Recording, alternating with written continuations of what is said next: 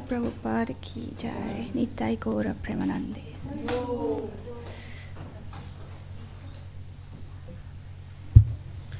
His Holiness Atmanivadana Swami Maharaj ki jai. Hare Krishna, dear devotees. Welcome to our Sunday program. Anyone here for the first time? Irgendjemand hier zum ersten Mal? Ja, Hare Krishna, Hare Krishna. Welcome, thank you for coming. Verstehen alle Englisch? Deine Mama nicht. Du sprichst Deutsch. English. English is fine, huh? So, dann möchtest du übersetzen? Dann mache ich das. Okay. Okay. So, welcome again. Thank you for joining us today. Now we're going to have a lecture, and we're very fortunate today. We have with us His Holiness Atmanivadana Swami Maharaj. Let us welcome him by loudly chanting Haribo!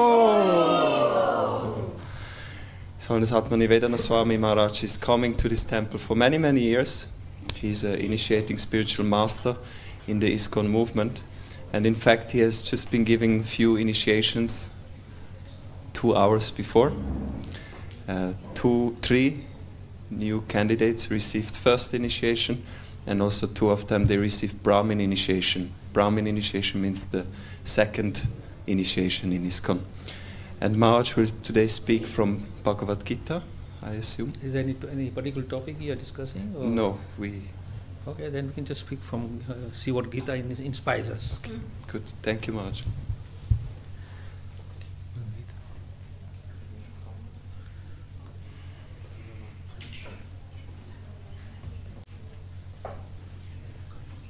No, Kirtan is only.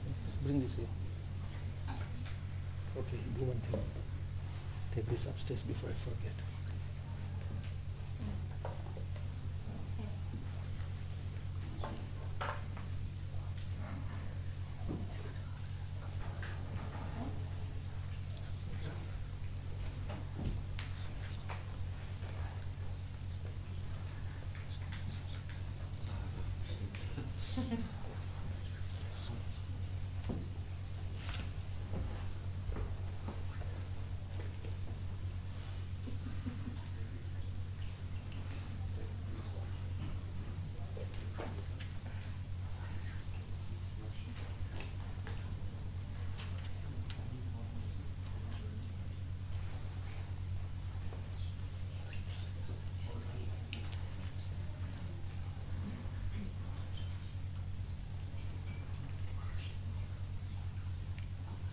Hare Krishna.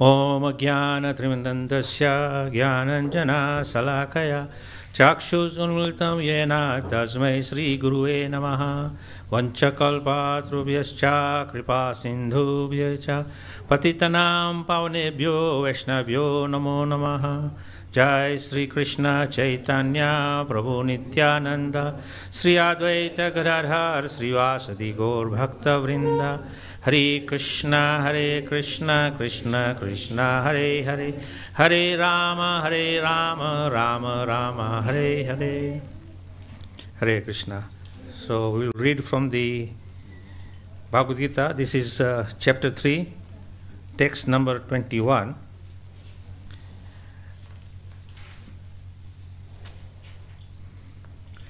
So the Sanskrit is yad yad achrati shreshtas tat tada eva taro jana sayat pramanam krute lokas tat anuvartate. I don't think anybody understands Sanskrit here, neither do I. But just to understand that this is an authorized statement coming from Lord Krishna himself, he is a speaker of Sanskrit. So the translation given to us by His Divine Grace, A.C. Bhaktivinoda Swami Prabhupada, and an explanation to this verse. So the translation is, whatever action a great man performs, common men follow, and whatever standards he sets by exemplary acts, all the world pursues. Explanation by Srila Prabhupada. People in general always require a leader who can teach the public by practical behavior. A leader cannot teach the public to stop smoking if he himself smokes. Lord Chaitanya said that the teacher should behave properly before he begins teaching. One who teaches in that way is called Acharya, or an ideal teacher.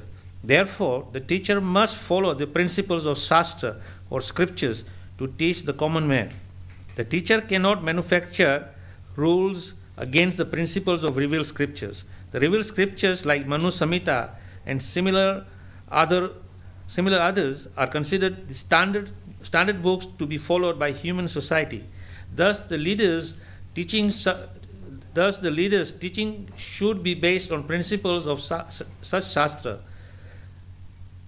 One who desires to improve himself must follow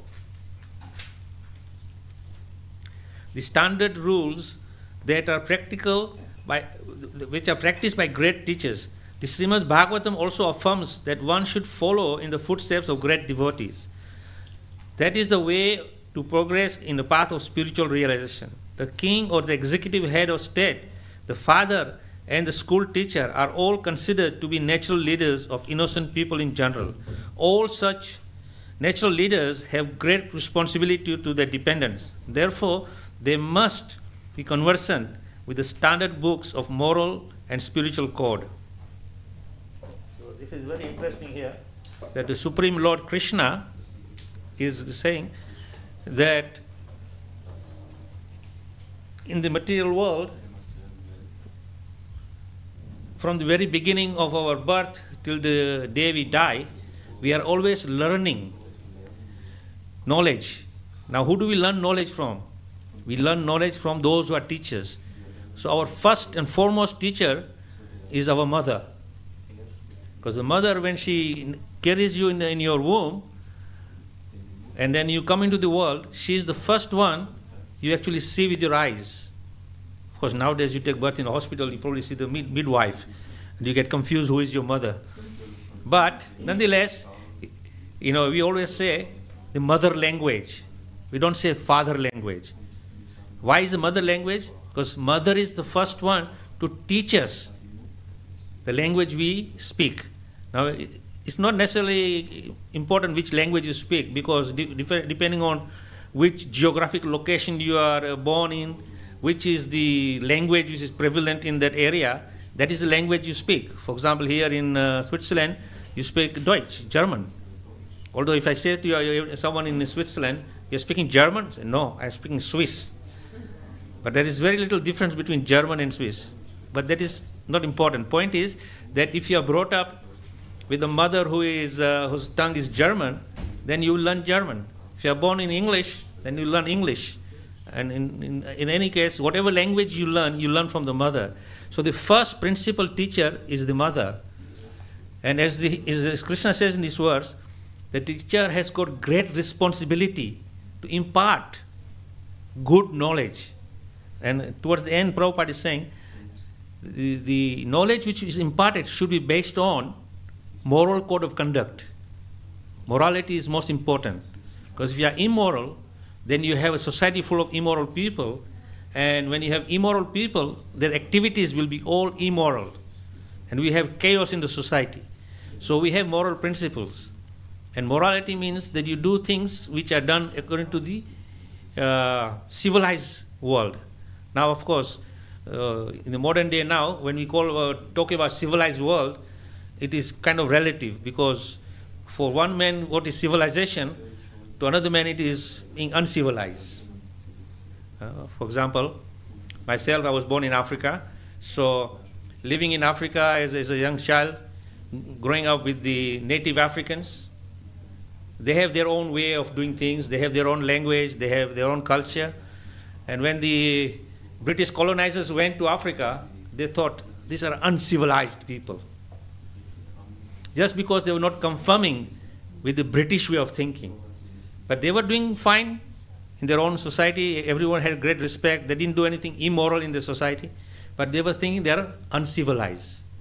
Same with the Spanish. When they went to South America and saw the what we call present-day Mexicans and Brazilians, they were considered uncivilized because they did not conform with the European way of thinking. So basically, it is a relative term of civilization. But any civilization which brings high moral is considered civilized. That means that you have respect for your fellow human beings and also respect for your earth you are living on. And right now there is a lot of this going on, that we want to make sure we protect our earth, because after all, if the earth is destroyed, then our home will be destroyed and it will become a very unpleasant place. So we are concerned. But more than that, the Bhagavad Gita is teaching us the moral code of conduct to develop spiritual values of life. Because at the end of the day, if you have spiritual values of life, that will help you become a good person. Now, Prabhupada is citing here in the purport the Manu Samhita. Manu Samhita is the spoken words of Manu, who was the first person in the creation. And he spoke very high moral code of conduct to bring civilization and peacefulness in the community we are living in. So, today's world, if we try to implement Manu Samhita, people will be not happy, because there are so many restrictions of what you can do and what you cannot do. You know, right now we are living in so-called 21st century, where we think we have full right of independence and liberation, and do what you like. Nobody can tell me what I should do or I should not do. That is our thinking. But really speaking, we are not independent. We are always under control of someone. Ultimately, we are under control of the Supreme Lord, where the Supreme Lord is the master and he is controlling the whole universe. And he has laid down specific rules and regulations which is governing the world under which they should live. Now, depending on which country you are living in, that country has its own elected government, and that government makes rules and regulations in the society so that everybody lives peacefully and happily. And if you violate the code of conduct, then immediately you are criminalized and sent to jail and locked up, and all your liberty and independence is taken away. So it is very important that we understand this. So in this verse, actually, it is saying, Yad Yad Acharati Shrestha. Whatever a great man does, the common man follows. So we have to have an ideal person as a leader who will do things in a perfect way so that he will set a good example. Again, Prabhupada is citing one analogy, that if a guy is smoking cigarettes and he says smoking is not good for you, then he is a hypocrite, because he himself is smoking. And if he thinks that smoking is very bad for you, then why is he smoking? If he thinks that smoking is bad for you, then it is equally applicable to him that it is equally bad for him. So therefore, it is a kind of a hypocritical statement to say that smoking is bad for you when one is smoking. Just like now in the world presently, all these packets of cigarette carry a warning. Cigarette causes cancer, specifically lung cancer, and it is injurious to health, and you should not consume this. But on the other hand, the market is full of advertising that buy cigarettes, and the government is not stopping the tobacco industry. The reason is that the government gets a lot of income, and therefore the government says, hey, it is our duty to tell you not to smoke, but keep smoking, because we like money. And if the government has lots of money, they can do whatever they like. So, I mean, I remember in my teen days, nowadays, of course, advertising is banned, but used to have big billboards with the guy with the cowboy hat and a big Marlboro packet saying, "Smoking is cool." Now, any person in a right mind would say, smoking is not cool, because you light up smoke and you are smoking, inhaling smoke with heat in your lungs. Is it cool? It's not.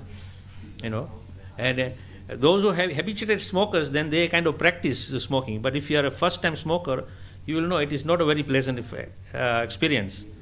I can give you from my own example. As a teenager, we were in our school, and my friends, we were only about at that time, I think, 14 years old. So we had our pocket money, and at lunchtime we said, "Okay, boys, all of you put a penny in." So we all put our own little money and collected enough to buy a packet of cigarette. So we went down the road, bought a packet of cigarette, came, and then went right to the other end of the school where nobody is there, no teachers, nobody to observe you. Then we pulled out each cigarette and started putting cigarette in my mouth and saying, "Hey, I am grown up now, because this is the grown up thing." And then we lit our cigarette and go, and started coughing, and it was so terrible experience. And I thought, what is so great about smoking? I told my friends, we just wasted our good money. We could have bought a bar of chocolate, and that would be much more nicer experience to eat chocolate than smoking cigarettes. So of course that experience was terrible, and we made our conscious decision. We're not going to waste our money anymore buying cigarettes. No matter what advertisers say, how cool it is, and it is good for you, it's not. But now we understand that when you're grown up and you see that smoking is not a very good thing. If you put a lot of nicotine in your lungs, it is filled up with tar and nicotine.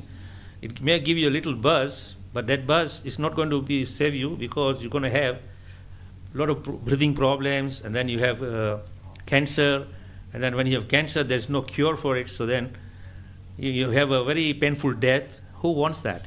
So, in the Bhagavad Gita, Krishna is very clearly saying here in this particular verse, is that we should follow exemplary leaders who are going to lead us on a righteous path. And what is the righteous path? It's a path of morality.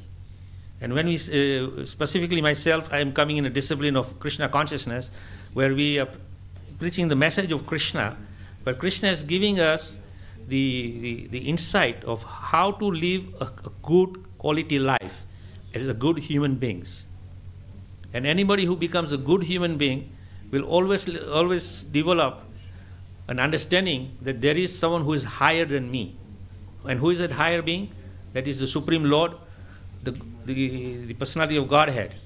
Now, that same personality of Godhead may be different to different people according to your different faiths and religion, but ultimately it's the same moral principles are taught.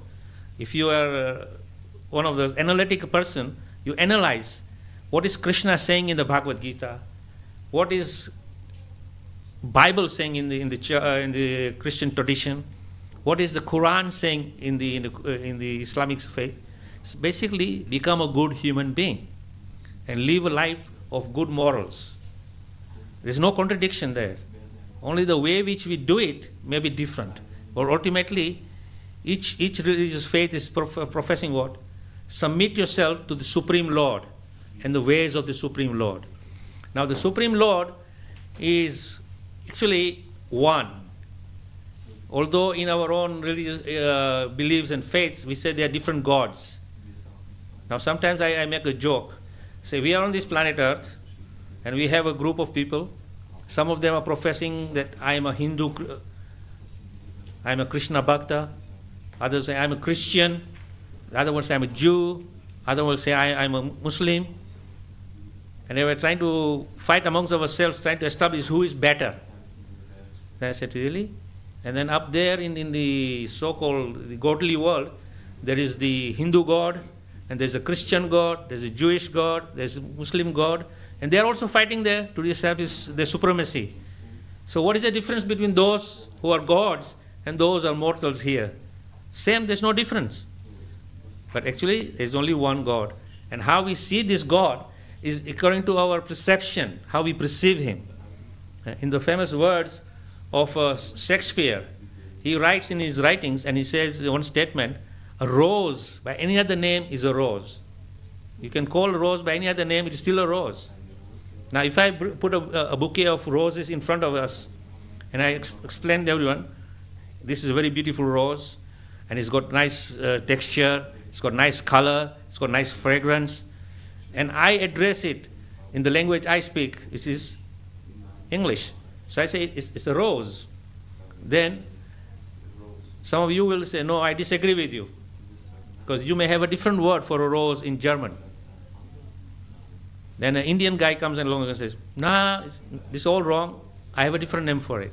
So I said, whatever name you give it, it's still the same thing. And we can argue and argue and argue about differences according to the name which we give to the beautiful flower rose. But just by giving a different name doesn't change its quality, doesn't change its fragrance, doesn't change its texture. It's the same thing. So same with the Supreme Lord, depending on how you see him, how you address him, he's still the same personality of Godhead. He's the Supreme. And therefore we have to accept that there is one God, but there are different ways of addressing him according to our language. And also I say that we kind of give God a name according to what attribute we see in him. So generalized, we say, like, in our Krishna consciousness, we say Krishna is the all attractive. So when we call God Krishna, the word Krishna means one who is all attractive and beautiful.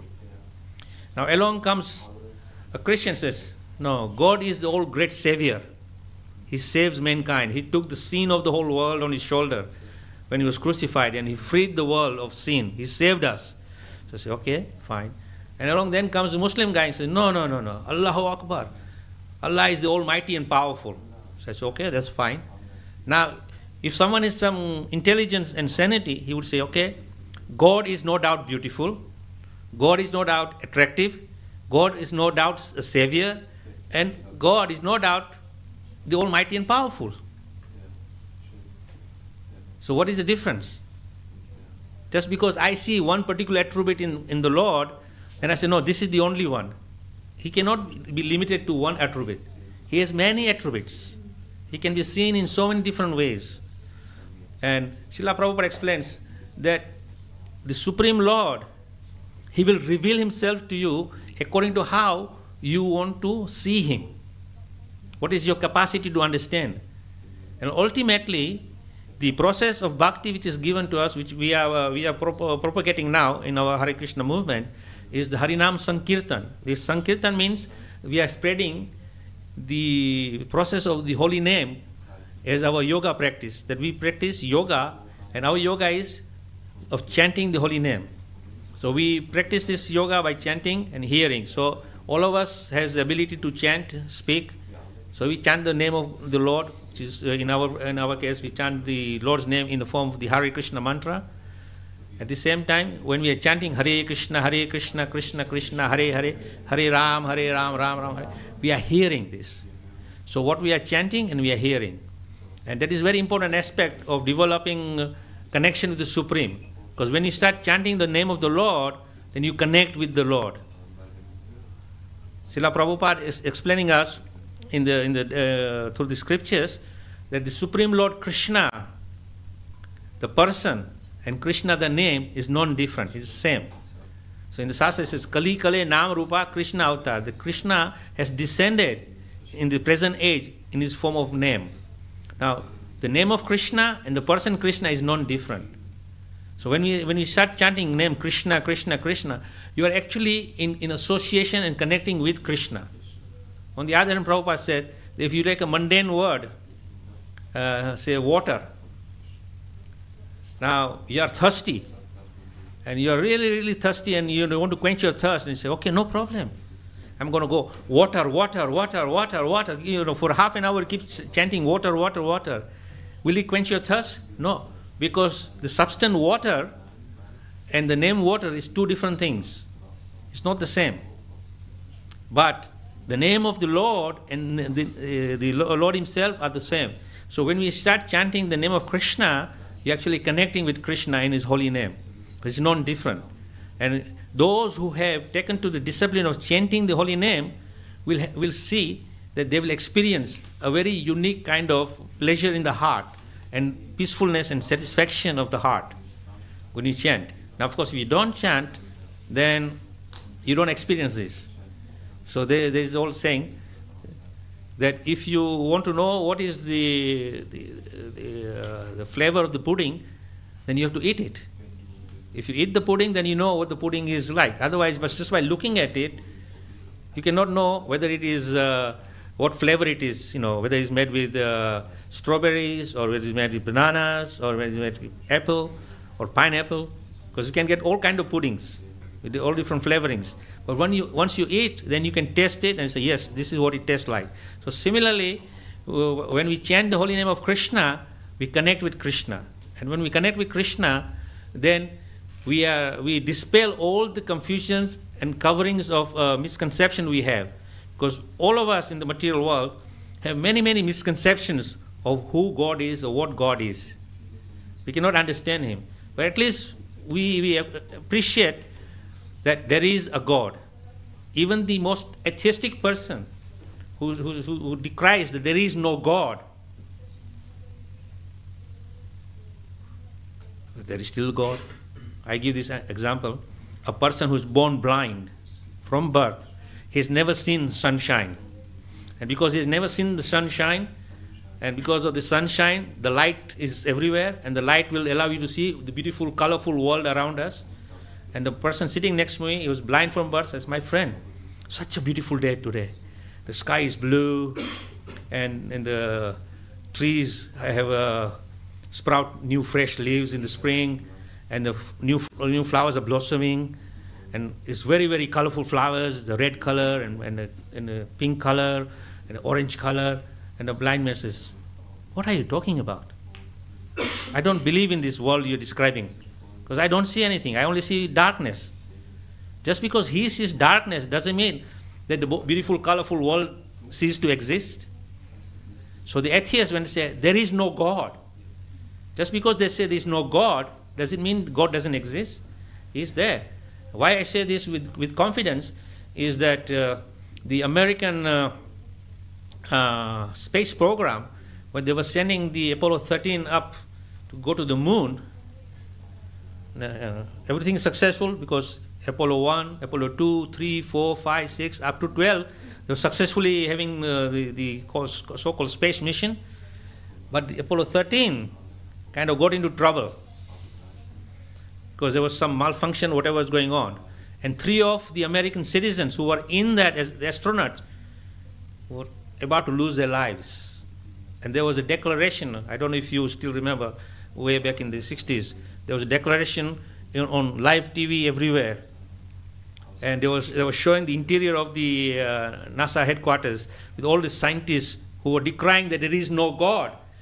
And they were saying, all over the world, whoever you believe in, whichever God you believe in, please pray to that God that our citizens come back. And this atheistic scientists who were decrying God's existence also were doing, God help, God help. Now, prior to that, they were having so much confidence in their science, saying science is the God. There is no other God. But when times were difficult and they could not control the situation, they were praying to a God. And not only that, but they were making a message all over the world. So wherever you are in the world, you are seeing this space program. It was, in those days, it was live telecast given somehow on your little television screens. And they were saying, please pray to your God. Now those people who don't believe in God, why now they are asking, pray to the God who is the supreme controller. He can control, and maybe by his mystical powers, he can bring these astronauts back. So my point is that even if we decry the existence of God, God is still there. Just like the blind man said, there is no sunshine, there is no colorful world, but the colorful world is still there, the sunshine is there, everything is there. Just because you reject to accept it. So similarly, we have to have teachers who are going to give us a right guidance. And Krishna is that supreme teacher. He has come to give us that knowledge. And in the Bhagavad Gita, Krishna is speaking to Arjuna, is saying, that this knowledge which I am giving to you is not something new. I had already given to the sun god. And the sun god gave it to his son Iswaku. And Iswaku gave it to his son Manu. Manu is the one who wrote spoke the Manu Samhita, the code of human conduct. And this knowledge was coming down, and as it was coming down from person to person, it was lost due to the influence of time. Now, of course, nowadays we are very proud that we have books where we have printed matter, and we have gone beyond books now. We have gone electronic now. We have all this stuff which is stored on electronic gadgets like the MP3 player or computer hard disk, and so many different facilities are there to store the messages which you can instantly access. But if you look in the history, there was nothing passed down in a written form. It was all passed down orally. Until 5,000 years ago, when Vyasadeva, one of the great incarnations of the Lord, decided to see that things are not appropriate now. The age of Kali, of hypocrisy, and people are going to be forgetful of all these things. So even if they hear one time, they will not remember this. So I have better put it down in a written form. So he put it down in a written form. And then it came down to us what we have the scriptures today. See, the Bhagavad Gita or the Srimad Bhagavatam, the Mahabharata, it was in a written form. It was 5,000 years ago. Then along the time, great Messiah came. And there was Moses. He spoke the word of, he got the word of God written on the stone tablets. But even then, after the 10 commandments, it was not written all the time. Only the 10 commandments were written on the holy tablets. Then later on, Jesus Christ came, and he took the 10 commandments, and he professed the gospel of Christianity. But after Jesus spoke all these things to his apostles, many hundred years after, it was written. The Bible was not written that time. So even what we have, the Luke, Mark, Matthew, all these things were spoken by them to their disciples. But later on, a couple of hundred years back, or maybe 300 years back, it was written down in written form. Same with Quran. When Muhammad spoke the Quran, the word of God, he was illiterate. But some 300-400 years later, it was written down. Now, when you pass down the knowledge from person to person, in this age, you are going to lose it. The original context of the text and original teachings. Some psychologists have done a test to show how things change in a very short time, never mind long period. So he had 10 people standing in line, each one facing in one direction. Now all 10 are facing in one direction, except for the last one, the 10th one, is facing the master. And the master is saying, now, observe me what I do. So the master is saying, observe very carefully what I am doing. So he said, do exactly what I do. So he stretches his arms, he touches his hair, then he stretches out, then puts it back, straight out, and then stretches in front, and he does all these different movements. Now you see what I've done? And he has also followed. Now turn around and tell the next person. So when he's telling the next person, he's doing all over the place. So even in just one person down, he has changed. By the time he reached the last person, it was completely a whole different sequence of doing all these movements. Now it wasn't even a verbal thing; it was just hand signals and moving the arms. That was changed completely from the one person to the 10th person. So we know from experience now that things change very fast. Even nowadays, we say something to someone, and then we say, do you remember what I told you? Yes, something like this. But you can't remember. For example, today on a Sunday afternoon, we are sitting here at the Hare Krishna Zurich temple. And I would say, right now it is almost 20 to 5. Last Sunday, 20 to 5, what were you doing? Can you all remember? Exactly. You can't remember. But it was very important what you were doing because it's your life. You can vaguely remember that maybe I was in the shopping mall, or maybe I was here, but you can't remember exactly. So, in a written form is come.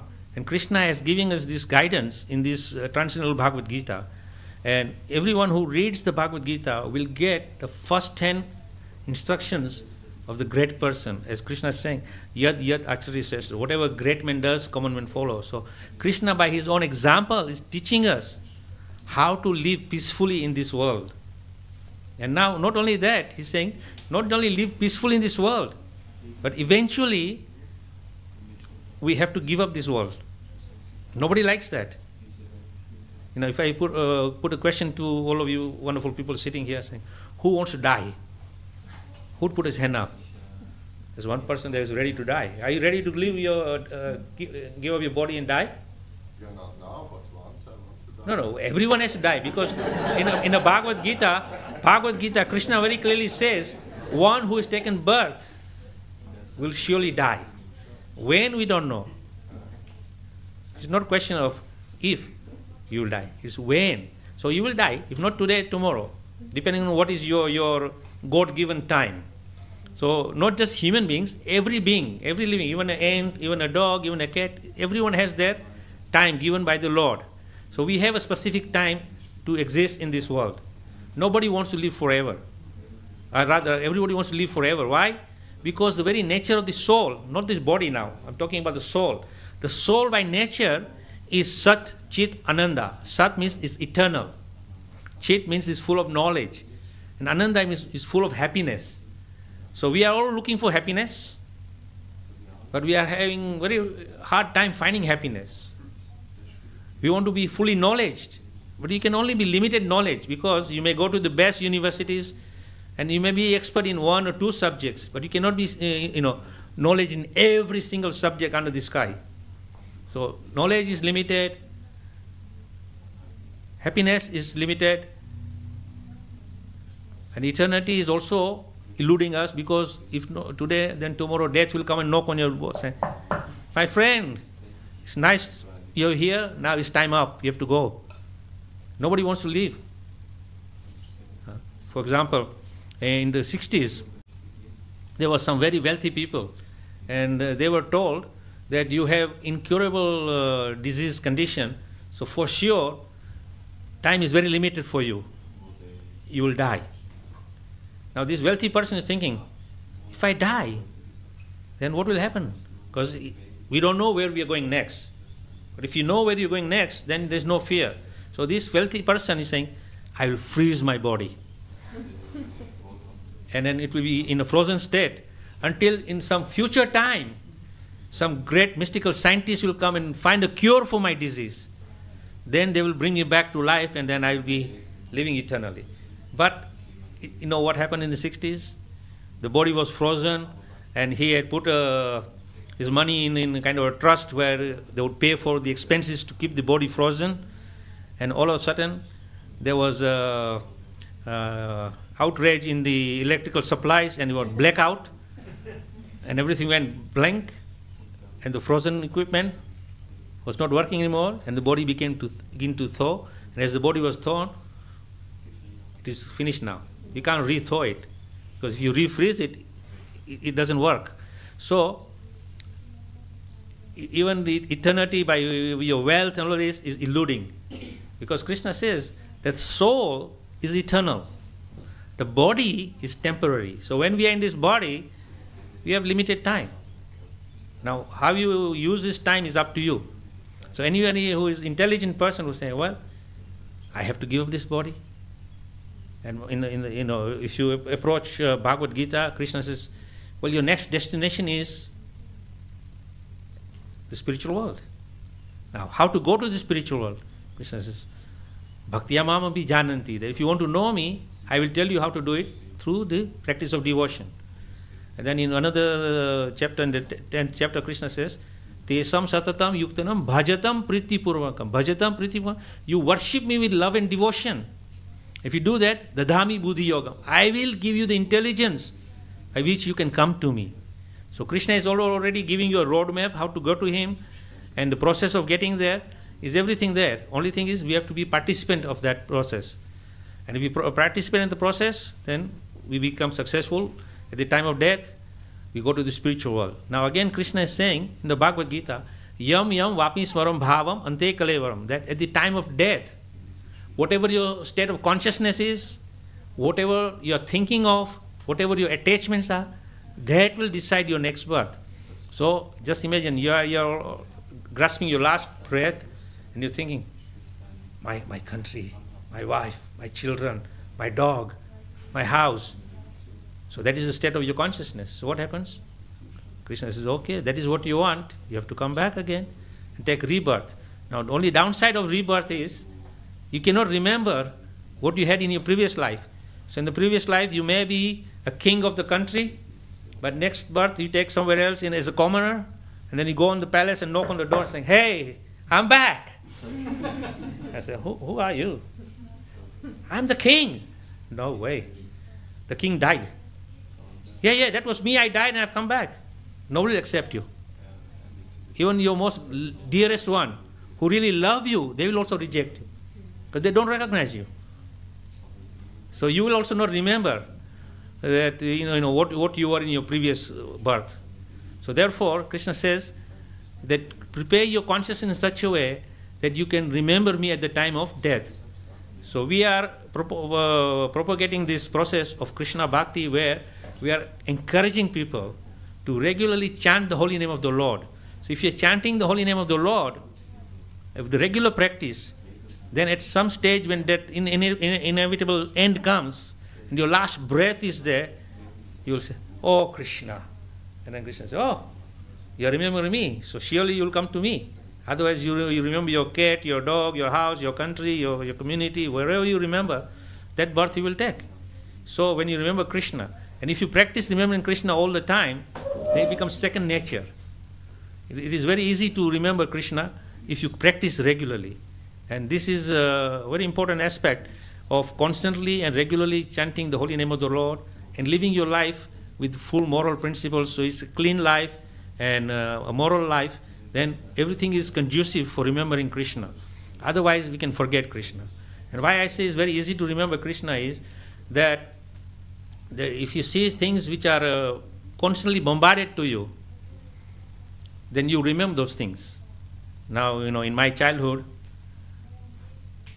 we were, 3-4-year-old kids, and when we are behaving good, mommy would say, today you have behaved very good. Here, take a Cadbury's. So they would give you a Cadbury. Now, you know what is Cadbury's? You don't know? Maybe you have different name for the brand of chocolate here in Swiss chocolate. But in England, we have, so it's all America also, Cadbury. Now this guy Cadbury, Mr. Cadbury, he went and saw that these cocoa beans are very, very bitter. So he designed how to mix these cocoa beans with milk and sugar and make very wonderful chocolate. So he made chocolate and gave the name Cadbury, his own name. So he gave name to the chocolate Cadbury's. So now when we are kids, mommy would say, you are doing very nice, good boy, here, take a Cadbury. So all my life I'm thinking Cadbury means chocolate, chocolate. I don't say chocolate, I say, mommy, I want Cadbury's. And now, I don't say chocolate, I say Cadbury's. Because why?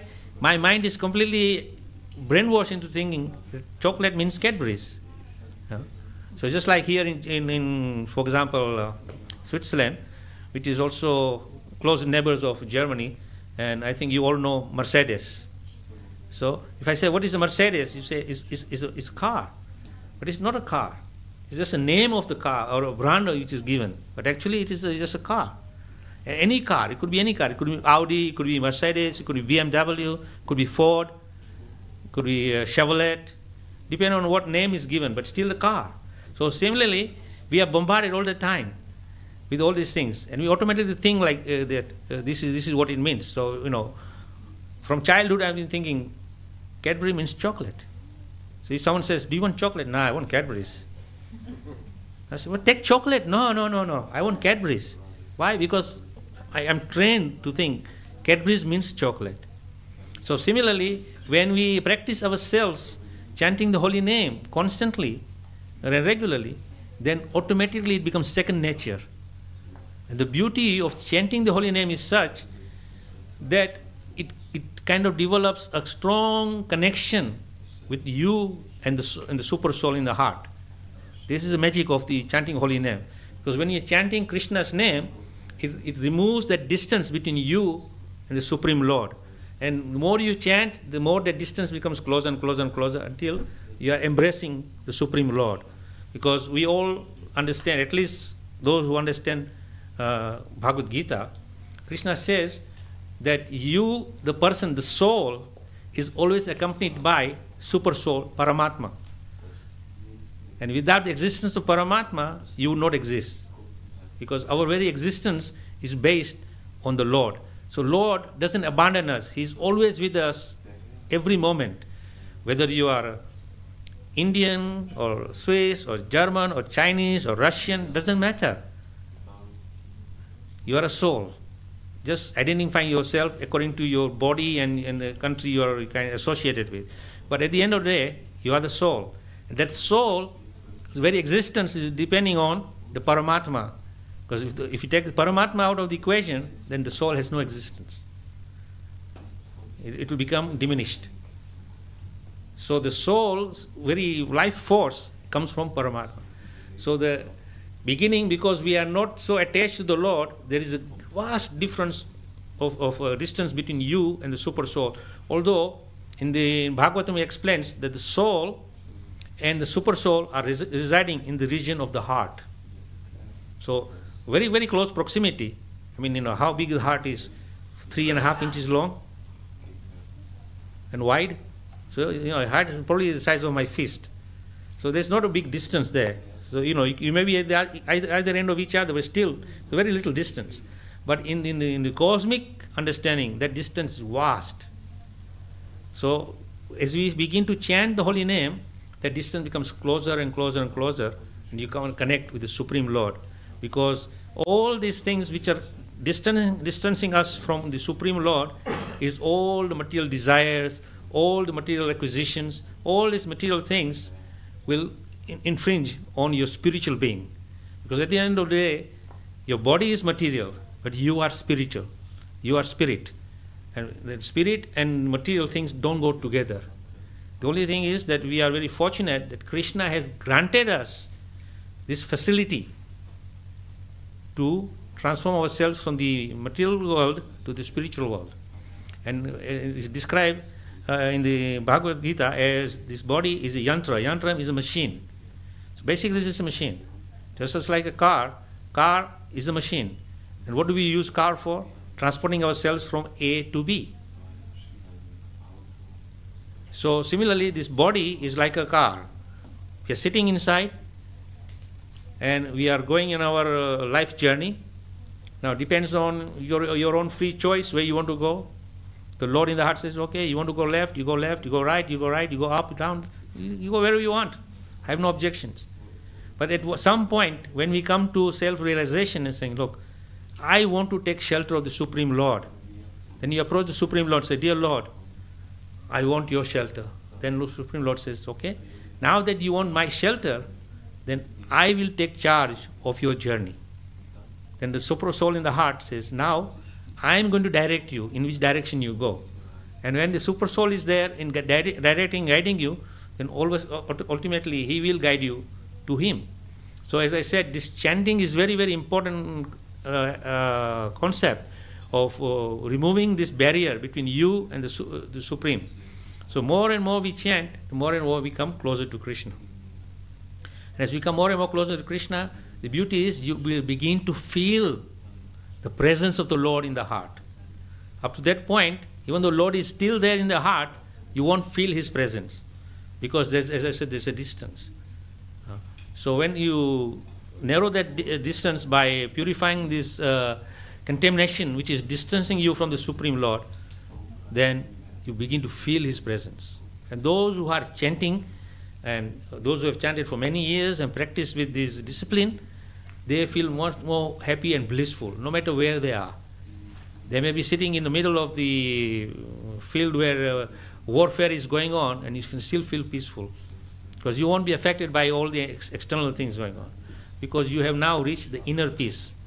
And if in the case that, okay, if there's war going on all around me, there's gunfire going on, there's bombs falling around. I'm going to die. Okay, you die. What is the big deal?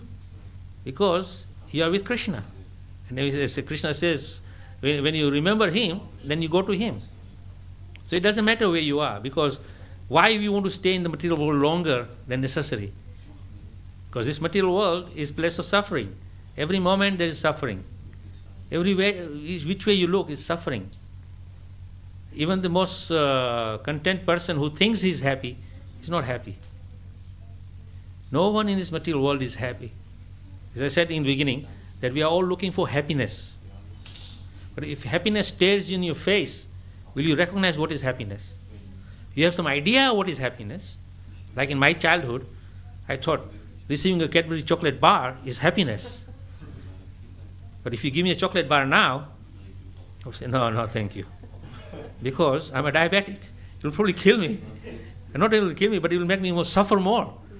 So there's no happiness in the Cadbury bar anymore. But I was thinking, this is happiness. So we probably have some idea in the mind that this or that will bring me happiness.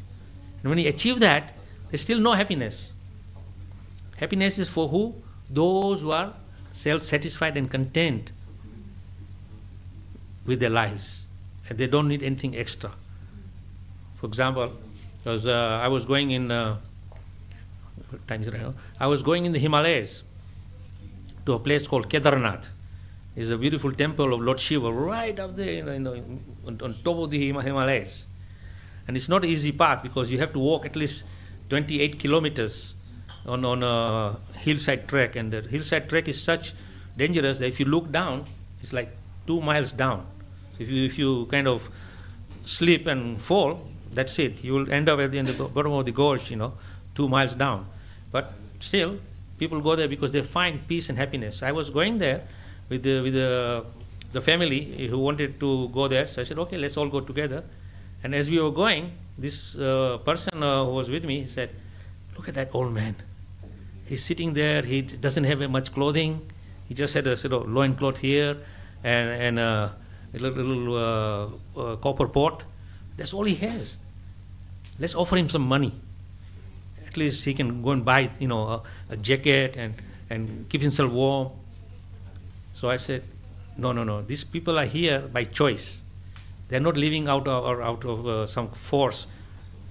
If you're living in this world here, and if you are financially in hard times, and you're living in some shopping mall in a cardboard box, that is out of your conditioning. You don't choose to stay like that. But this person, he consciously chose a way of life which makes him feel happy. So he was staying there and said, no, but I feel bad, we have money. And so I said, no, don't disturb him. He said, no. So I said, I went to the ascetic person. I said, Baba, namaskar. I pay my respects to you. So he said, yes, namaskar. I said, my friend here wants to offer you some money. He looked at me. What is the value of your money? I said, he wants you to go and buy some clothes so you can keep yourself warm. He said, how much money are you going to give me? He said, about $100. I said, okay. So $100. Now he said, this $100 you are giving me, do you see a shopping mall here? Where am I going to go and spend this $100? I have to go all the way down, like 200 miles, to find a shop which sells just for a jacket? No, I'm quite happy here. I don't want your money. And of course, I was speaking to him in Hindi. And then next, he asked me, where are you from? I said, I'm from England.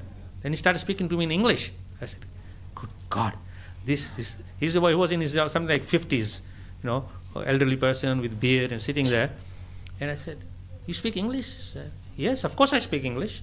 So I said, where are you from? He said, I'm from Varanasi. I said, you're in Varanasi? He said, yes, I was a professor there. So he was a professor in the university in Banaras, BHU. So he was a professor there, and because he was living in the city of what is called Banaras before, but now it's called Varanasi. So he was staying there, and he was meeting many ascetic people there. he was associating with them and said, "Are you content with your life?" I said, "No, I'm a miserable person. I've got a very good, prestigious job as a professor in this university. All the students respect me. All my faculty staff respect me. But I'm not happy."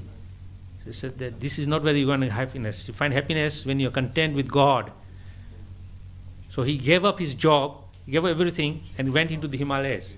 He's sitting there peacefully, and he found himself, close to God, because he's not in a place where everybody is disturbing him. He's very peaceful there, and he's doing his meditation there. So I said, now, to him, you can give all the wealth in the world, he still won't be happy, because he has found real happiness. And you and I, we think our happiness is getting a big paycheck. If your boss comes and tells you, "I'm so happy with your work, I'm increasing your pay 50%. And you say, "Wow, I'm going to get more money now." And you get more money, and what do you do with more money? You can buy more materialist things, and you can buy more and more material things. And what happens? You're still not happy. Right now, just the last thing I'll say is that marketing is going on and saying iPhone is the best. Of all the smartphones, iPhones are the best. So there was iPhone 1, 2, 3, now iPhone 15 Pro Max. And you say, wow, you buy iPhone 15 Pro Max, then 2 months later, you watch TV, you watch screens everywhere, and iPhone 16 is even better than 15.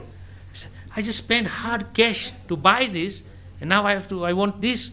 So you discard that and you buy iPhone 16. And then iPhone 17, 18, there's no end to it. And you keep buying upgrade. But is it bringing you any happiness? No. And what is a smartphone? Of course, nowadays it's like a small, compact computer. It can do everything under the sky. But actually, the phone is meant for communication. You want to speak to your friend, you go, hi, how you doing, buddy? You call your friend. Or you call it, hi, mom, I'm on my way home. But what do we do now? Facebook, Instagram, and all these things. And after all these things, it doesn't bring you peace and happiness. So point I'm trying to make is, even modern technology gives you so many facilities to enjoy, but there's no enjoyment because you don't know what happiness is. Happiness is when you feel content. You may be sitting in a very isolated place and you're still happy. You may be in the middle of a big crowd and you still be happy because you're not bothered by your environment or your external goings on. You're content inside. So happiness is inside. But what are we doing? We are looking for this happiness outside. Now you cannot find happiness outside. Happiness is inside. So Krishna is of course guiding us how to find this happiness inside. And our Srila Prabhupada, our founder Acharya, he brought this transcendental message to the West, and he said, you want happiness, I will give you happiness. Stop doing all these things. Sit down very peacefully. And here, go, Hare Krishna, Krishna Krishna, Hare Hare, Hare Ram, Ram Ram, Hare Hare. And as soon as you start chanting, you forget the world. And that is why so many young people, when they get to understand Krishna by chanting the holy name, they immediately want to take the Krishna way of life. Now, Krishna way of life doesn't mean you come to the Krishna temple here in Zurich and say, look, I want to live a Krishna way of life. I want to change my dress code. I want to share my hairstyle. That is not going to make you Krishna. You can become Krishna conscious anywhere you are. You can worship Krishna in your own home.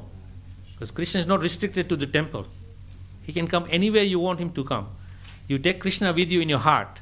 You take Krishna in terms of knowledge. And then you practice this bhakti. Anywhere you go, you'll experience happiness. And that is our guarantee. That if you take to this chanting, then you will be happy. And all of you are here on a Sunday afternoon, so you have some experience. Otherwise, you won't be spending your Sunday afternoon in a Krishna temple. You'll be spending somewhere else, trying to have fun in the so-called materialistic offerings. But you decided to come to the Krishna temple in Zurich here on a Sunday afternoon. So at least you have developed some attachment and attraction for Krishna. And in my humble prayer to all of you is, don't stop there. Take that one step further till you embrace Krishna. And when you embrace Krishna, then you will find real happiness. And when you find real happiness, then you will not need anyone to bring your happiness, because happiness is within you. So I will stop here because limited in time, 5 o'clock I have to stop. We are going a little past 5 o'clock. So I thank you all very much for giving me this opportunity to share some of my thoughts on how to become happy by taking shelter of Krishna. Thank you very much. Hare Krishna. Hare Krishna. Thank you so much, Maharaj, Hare for this wonderful class. I don't know if it was coincidental that you spoke about the mother, because today is the Mother's Day. So I found it was very beautiful. Yes. How you glorified the mother. This is today's Mother's Day, is it? It is, right? Wow. Well, to all the mothers, I pay my respects to you all. Because motherhood is a very unique experience. It's God's gift. God. Yes, thank you.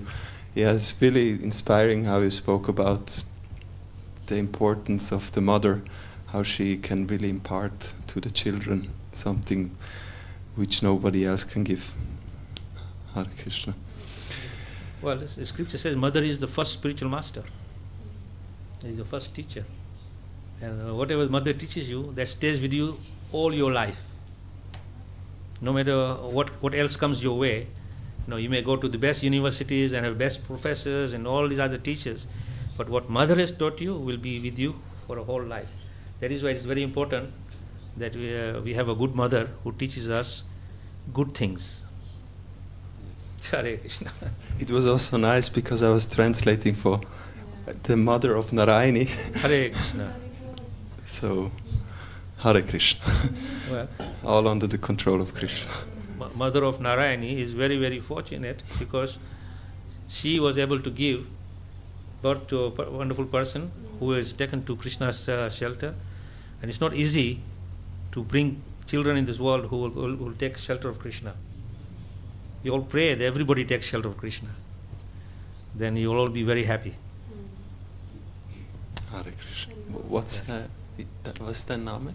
Christina. Christina. Applaus für Christina. Hare Krishna. Yeah. All glories to the mothers. Hare Krishna. So thank you so much for your attention. Now we will continue. There will be a vegetarian prasadam feast outside waiting for you. And maybe some of you want to ask questions. We're a little short in time. I'm sure Maharaj is happy to welcome you. I'm happy to answer any questions they have. Otherwise, delicious prasadam is waiting for you. Yeah, maybe you can come individually to ask questions. Then all of you can now go. And at 6:15 there will be a guided meditation. So Maharaj was really emphasizing this point of chanting Hare Krishna. And at 6:15, if you like, you can come. Somebody will show you how to chant on prayer beads, which is something you really can do anywhere and everywhere for yourself. So please come for that. And at 7 o'clock there will be the arati, the worship of the deities, and a lot of Hare Krishna chanting and dancing. So thank you again, and please come again later for the program, and hopefully you come again next week and many weeks to come. Hare Krishna. Okay. Just one last thing. The beauty of this chanting Hare Krishna is such that you can do it at any place, any time, anywhere. No restrictions. So sometimes you see, if you have to do certain practice of yoga, you have to go to yoga classes and learn there. With this bhakti yoga, you can chant anywhere, any place, any time.